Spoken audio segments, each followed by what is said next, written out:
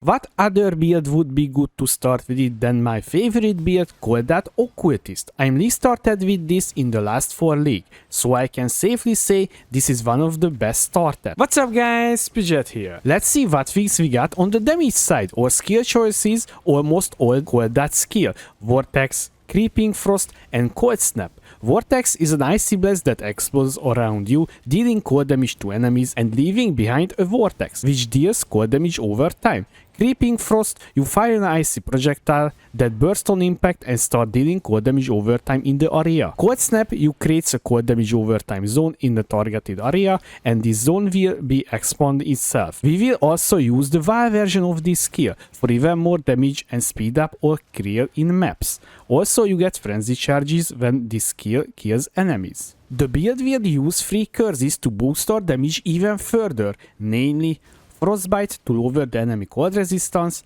Elemental Weakness to reduce this even further, and Punishment. If you not use Punishment curse before, this curse will start working when the enemy reaching low life, 50% health, and it will boost our damage to the moon. All of these curses we are applying with one single button, Arcanist Brand. Most of our damage is coming from the gem levels and the passive tree. This is why this is a very good build to start with it. On the defensive side, using Grace Aura for evasion rating, so we almost can die from the monster's basic attacks or projectiles. Because we using Grace, we can use Ghost Dance Keystone. When we take a hit, we will recover 3% of our evasion rating as energy shield. We can do this 3 times in a row before the stacks recharge. Determination for the physical damage reduction. Last league, they nerfed the Molten Shell, so we need to say goodbye to this skill, because now to benefit from this guard skill like before, you need double amount of armor in your build, which is almost impossible for an Occultist. So from now, we will use Immortal Core for our guard skill, with cost when damage taken. Even without determination, the build is very tanky. I played the evasion version. It was also good, and I did not have any problem with it. When you trying out the build, you can test you like without determination or not. You can just swap in and out and add the plus damage aura to your build if you're feeling comfy the build without armor. Now we almost can be touched by physical attacks. Only danger left for us is the spell damage, but we have a solution for this, using spell suppression on gear on the passive tree, which is preventing half of the spell damage when we take spell damage. Chill and freeze immune text to our Ascendancy. I really like to not rely on the flask uptime with chill and freeze immunity. My favorite is we have stun immunity because the Ascendancy has inbuilt immunity if you are energy shield, which we will always have. Elementalist versus Occultist. I got this question many times: why you playing Occultist over Elementalist? The reason is I like more the Occultist version because it has everything that I like in a build.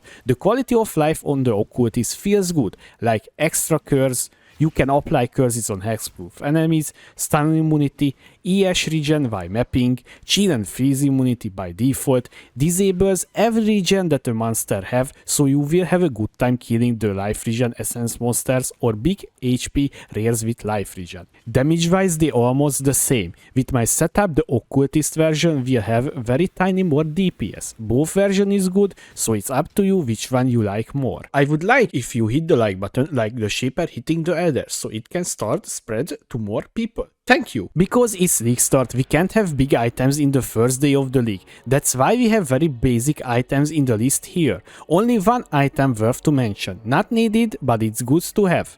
Rimegaze Unique Helmet. This is very cheap in the first day of the league, and this gives us a huge damage boost and a little survivability.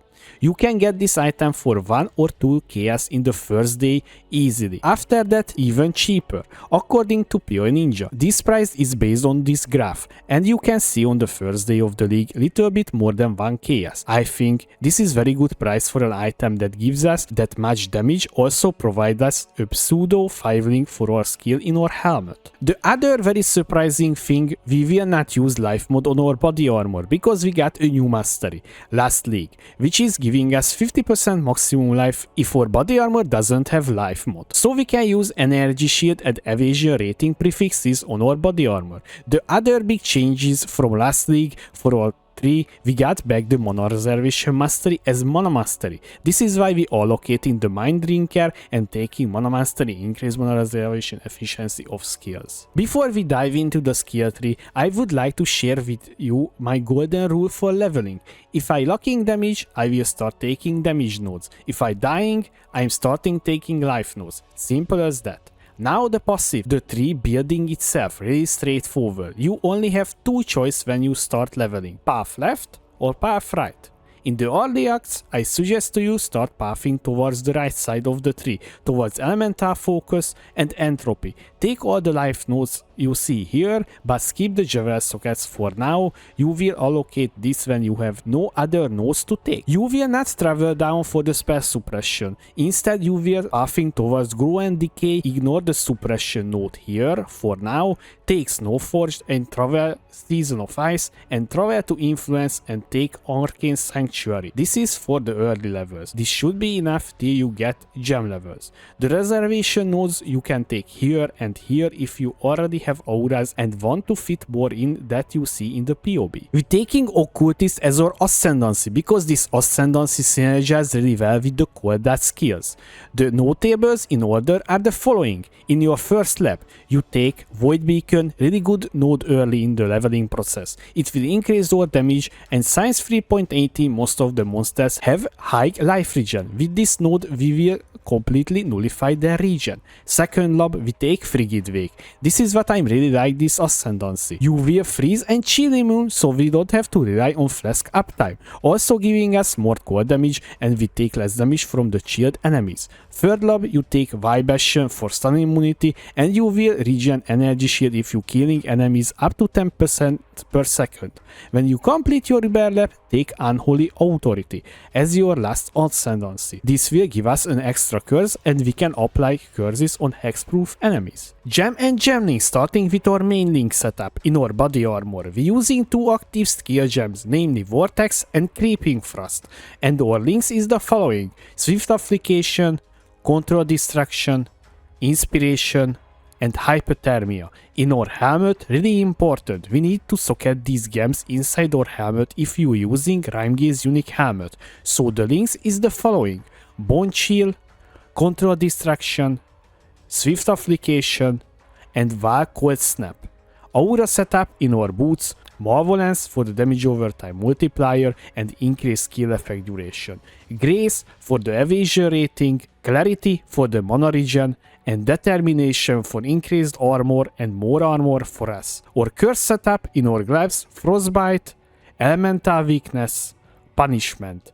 And Arcanist brand, we applying these three curses with Arcanist brand, so we don't have to push free button in the boss fights. Defensive setup in our main hand weapon: cost when damage taken, Immortal Call, and increased duration. The Immortal Call level 10, cost when damage taken level 8. Otherwise you will have to take even more damage to proc the cost when damage taken.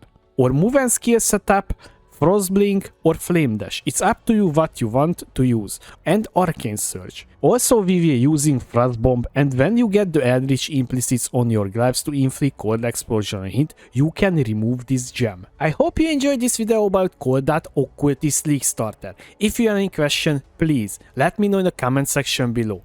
Also, I would like to say thank you to my Patreons to still supporting me. Thanks again guys. Thanks for watching. I was Pidget. See you next time!